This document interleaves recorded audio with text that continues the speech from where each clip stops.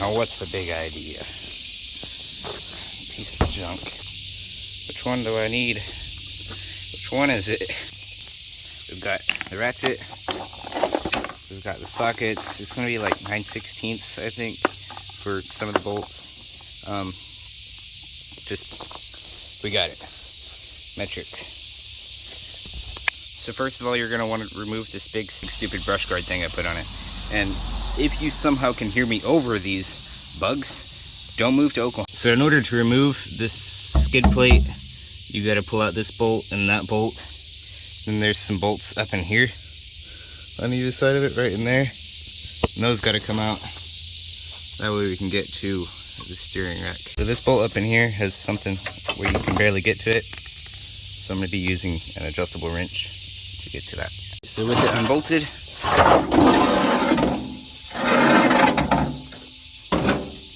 we set it aside.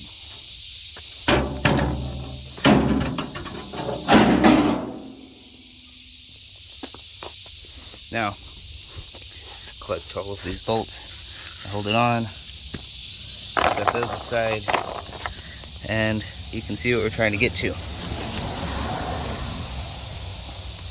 This steering rack, as you can see, that boot is completely destroyed. This boot is completely destroyed, and it's not easy to get to, that's for sure. So, looks like we've got two hoses. Bolt on right there. I believe those are the only hoses I'll have to disconnect. Looks like we'll have to disconnect some part of this, probably that right there, to pull this steering shaft off of it. That's where your steering wheel hooks up to it. And then we'll have to pull off those on either side.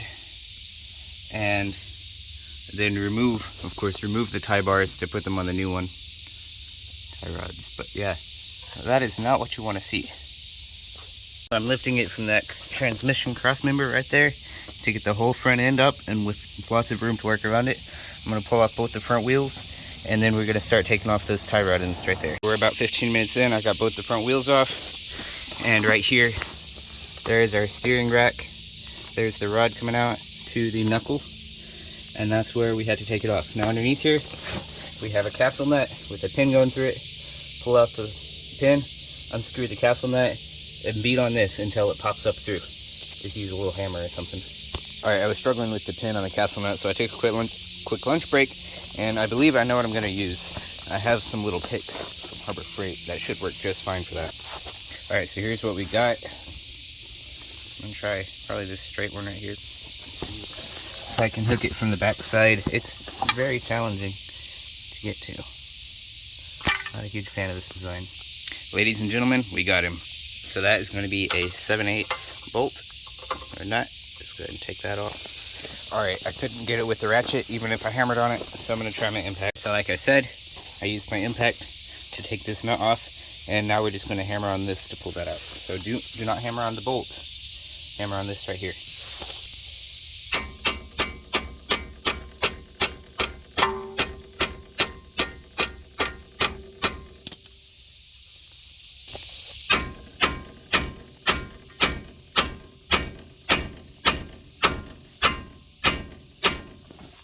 So I was failing to get this. I really don't want to hammer on it. You can see I've already beat it up quite a bit.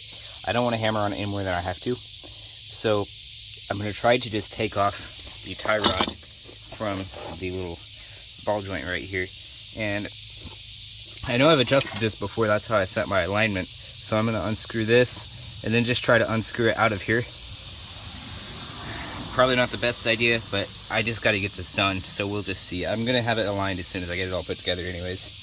You know, you have to. I don't know where this came from. I just found it sitting on my tire. ADHD, man. Alright, so that is working. Pretty long thread. It'll probably take a little while. Alright, so that worked. I got it out, just unscrewed. Now, whenever I put this back on, I need to try to match that length. That way the alignment is close enough that I can drive it to the shop. I'm going to do that on the other side. I got this one off as well. Now we're going to go back under here and see what is the next step. I'm going to grab it. Alright, so I know that these two large bolts and straps hold up the whole thing in place. They hold it all in place, but I'm thinking I need to take off these two to give me more clearance. I think that's just a transmission cooler or something. I don't know exactly what that is. Maybe, no, that's the return line. Yeah, that's the return line that goes all the way over here. So it goes down, attaches to this, loops, and goes to right there. That's where it's at. So I'm going to unbolt these and see what I need to do from there. But one thing I do know is that inside your steering wheel there's a spring, a coil spring, called a clock spring. So you do not want to rotate this too far. Otherwise, whenever you turn your steering wheel all the way, it'll rip your clock spring out of place. So make sure this stays in the same position whenever you have this all taken apart. Okay, after loosening off this nut, or bolt right here that goes all the way through, you can see it's just a clamp. It's just a clamp with a bolt going through it. So on the back side, from here you can see there's a shaft in it. So the shaft goes through the clamp and it's going to be splined inside of there. And I don't know exactly how Nissan did this, but we got a rubber thing here, and we're just going to try to pry that off. Now we may need to heat and hammer it. I'm not sure yet. We'll see. Okay, so what I've done is I loosened off this bolt and took it out, and then hammered this large flathead screwdriver into this gap to loosen it up. So now that it is slacked on this shaft and pretty loose, I'm going to unbolt the rest of it, because this goes straight into this gearbox and it can't move far enough to get out of here. So yeah, I'm just going to leave it there for now it's loose, and take the rest of it out. Okay, once again, the impact with 7/8 socket loosened these clamps off, and I believe they need to be taken completely out.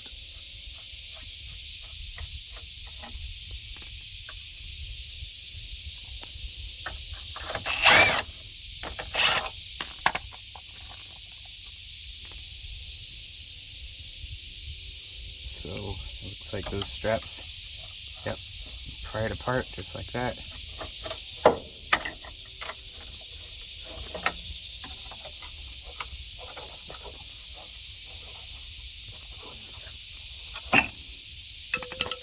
Okay, I'm not a professional.